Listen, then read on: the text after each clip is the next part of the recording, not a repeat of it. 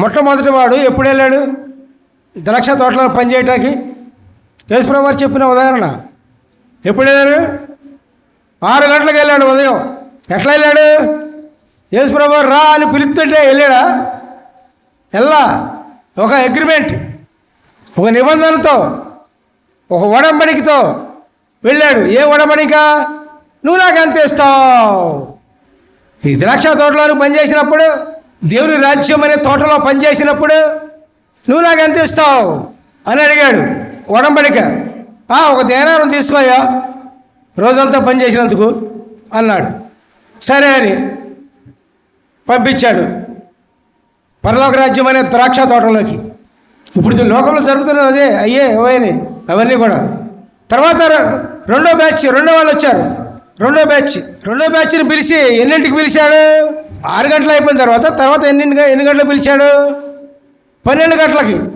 12 గంటలకు పిలిచినప్పుడు ఏది న్యాయమో అది నీకు ఇస్తాను అన్నాడు దేవుడు. పరలోకం అనే ద్రాక్ష తోటలో పనిచేసినందుకు ఏది న్యాయమో అది నీకు ఇస్తానని పిలిచారు. ఆ రెండో బ్యాచ్ కూడా వెళ్ళారు. మరి మూడో బ్యాచ్ ఎన్నింటికి?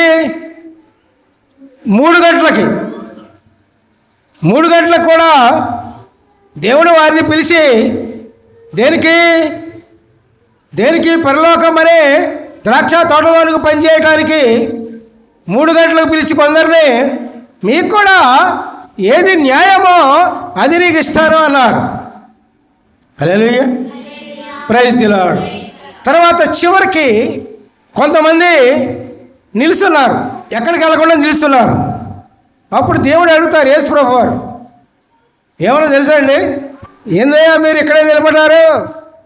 పరలోకమైన ద్రాక్ష తోటలో పనిచేస్తాక ఎంతోమంది ఉన్నారు, మీరు ఇక్కడే నిలబడ్డారేంటి అన్నారు. అన్నప్పుడు వాళ్ళు అన్న మాట ఏంటంటే, అయ్యా మమ్మల్ని ఎవరూ పెట్టుకోలేదయ్యా, మాకు పని చేత కాదని, మాకు పని రాదని ఎవరో పెట్టుకోలేదు ప్రభువా అని అన్నప్పుడు, అందుకనే ఇక్కడ బయట నిలబడ్డామయ్యా అన్నారు. మీరు కూడా నా ద్రాక్ష తోటలోకి వెళ్ళండి అన్నాడు. వీళ్ళకి ఇంత ఇస్తారని చెప్పలా. మొదటి వాడికేమో ఓ దేనారు ఒడంబడి చేసుకుని వెళ్ళారు. రెండోవాడేమో ఏది న్యాయమో అది నీకు ఇస్తానని దేవుడు పంపించారు. మూడోవాడేమో నీకు కూడా ఏది న్యాయమో అది నీకు ఇస్తానని పంపించారు. 4వ వాడేమో మీరు వెళ్ళండి, ఖాళీగా ఉండబాకండి, నా ద్రాక్ష తోటలో వెళ్ళి పని చేయండి అన్నాడు. హల్లెలూయా, ప్రైజ్ ది లార్డ్. వీళ్ళందరికీ కూలి ఇవ్వాలి కదండి. మనం పని చేసేటప్పుడు కూలి ఇవ్వాలి కదా. ఉద్యోగం చేసినా, వ్యాపారంలో చేసినా, మరి చిన్న పనులు చేసుకున్నా కూలి వస్తుందిగా. రాదా? మనం కూలోళ్ళమే, దేవుని దగ్గర కూలోళ్ళమే. మనం ఎంత గొప్ప ఉద్యోగాలు చేసినా, నువ్వు ఎంత రాజ్యాలు ఏలుస్తున్నా, నువ్వు దేవుని దగ్గర కూలోడివే. ఒప్పుకుంటారా? ఒప్పుకోవాలి, తప్పదు, అంతే. అది దేవునికి స్తోత్రం. హల్లెలూయా, ప్రైజ్ ది లార్డ్. అప్పుడు దేవుడు కూలి ఇవ్వడానికి ఏం చెప్పారంటే, చివర వచ్చిన వారి దగ్గర నుంచి మొదటి వచ్చిన వారి దగ్గరకు వాడి వరకు కూలి ఇవ్వండి అన్నాడు. హల్లెలూయా, ప్రైజ్ ది లార్డ్. కూలి ఇమ్మన్నప్పుడు అందరూ కూడా కూలి ఇస్తున్నప్పుడు వీళ్ళకి చివరి వారి దగ్గర నుంచి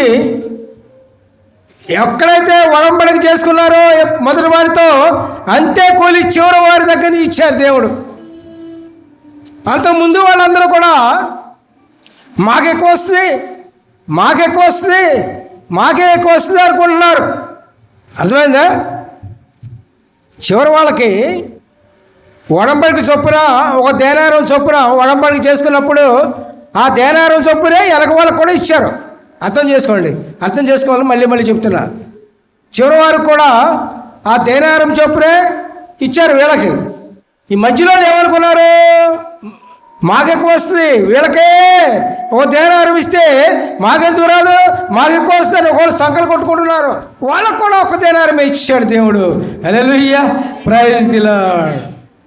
మధ్యలో ఉంటారా కొంతమంది ప్రబుద్ధులు ఉంటారుగా, వాళ్ళు అడుగుతున్నారు, అయ్యా వాళ్ళకే తేరారు ఇచ్చారు 1 గంట పని చేసిన వాడికి, మరి రోజంతా కష్టపడి మరి మేము పనిచేసాం కదా నీ ద్రాక్ష తోటలో, మాకు కూడా 1 తేరారమే ఇచ్చావు, ఏంటయ్యా ఇది అన్యాయం కదా అంటున్నాడు. ఒకడు ఉంటాడుగా, కొంతమంది రివర్స్గా మాట్లాడేవాళ్ళు అంటున్నాడు. దేవుడు ఏమన్నారంటే, నా సొమ్ము నా ఇష్టం. మీరెవరైనా మాట్లాడతాకి మీ సొమ్మే ఇవ్వట్లేదు కదా, మీకు ముందు ఒడంబడిక చేసుకున్నా, మీతో మీరు ఒడంబడిక చేశారు, నాకు 1 దేనారం ఇస్తేనే నేను తోటలో పనిచేస్తానని ఒడంబడిగా మీరు అన్నప్పుడు మాట ప్రకారం మీకు ఇచ్చాను, నా ఇష్ట ప్రకారం వీళ్ళకి ఇచ్చాను ఏంటి అన్నారు. హల్లెలూయా, ప్రైజ్ ది లార్డ్.